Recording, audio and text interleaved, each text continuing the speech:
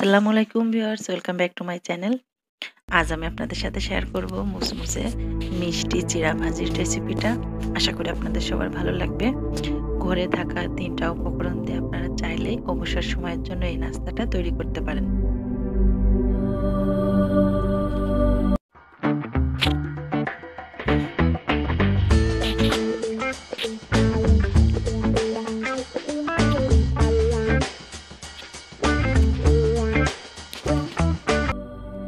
এখানে আমি 2 কাপ মতো চিড়া নিয়েছি।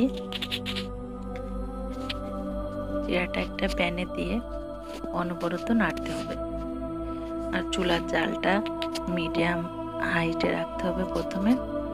তারপর 5 মিনিট নাড়াচাড়া করার পর দিয়ে দিব নারকেল। এখানে আমি 1/4 কাপ নারকেল দিয়েছি। নারকেলটা আমি আগে থেকে হালকা একটু ভেজে নিয়েছিলাম। তারপর দিয়ে দিব 1 টেবিল চামচ চিনি।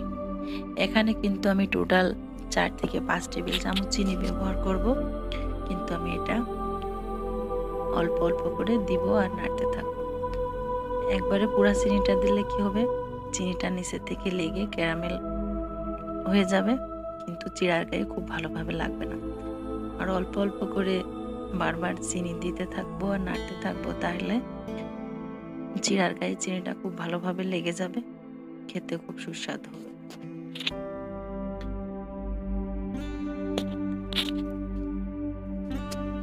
এ পর্যায়ে আমি আরো 5 মিনিট নাড়ার পর আমি আবার চিনি অ্যাড করব।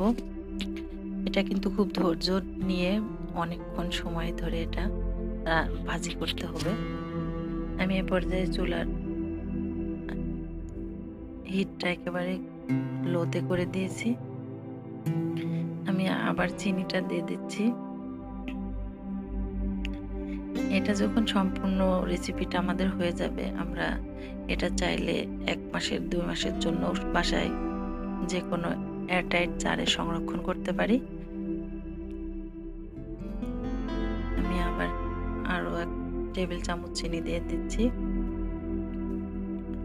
এখানে আমি নারকেলটা আগে থেকে ভেজে দিয়েছি, তো যখন এটা আমরা খাবো তখন কিন্তু চিড়ার সাথে নারকেলটাও খেতে গেলে খুবই ভালো লাগবে তখন।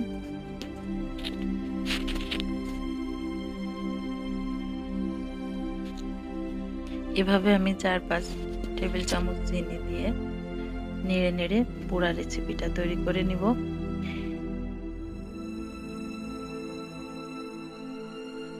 এখানে কিন্তু চিনিটাই দিতে হবে, গুড় দিলে কিন্তু এটা একদমই লেগে যাবে। গুড়টা যদি আপনারা দিতে চান তাহলে চিড়াতে আগে থেকে গুড়টা খুব ভালোভাবে মাখিয়ে আধা ঘন্টা রেখে তারপর একদম লো হিটে ভাজলে দেখবেন ওটা গুড়টা খুব ভালোভাবে চিড়ার গায়ে লেগে যাবে। আমার রেসিপিটা কমপ্লিট হয়ে গেছে। আমি 5 মিনিট রেস্টে রেখে দেবো ঠান্ডা হওয়ার জন্য। 5 মিনিট পর আমি নামিয়ে যে কোনো একটা এয়ারটাইট বক্সে সংরক্ষণ করব। দেখুন, দেখতে খুবই অসাধারণ হয়েছে। নারকেলগুলো কিন্তু কালারটাই চেঞ্জ হয়ে গেছে। আশা করি আপনাদের ভালো লাগবে।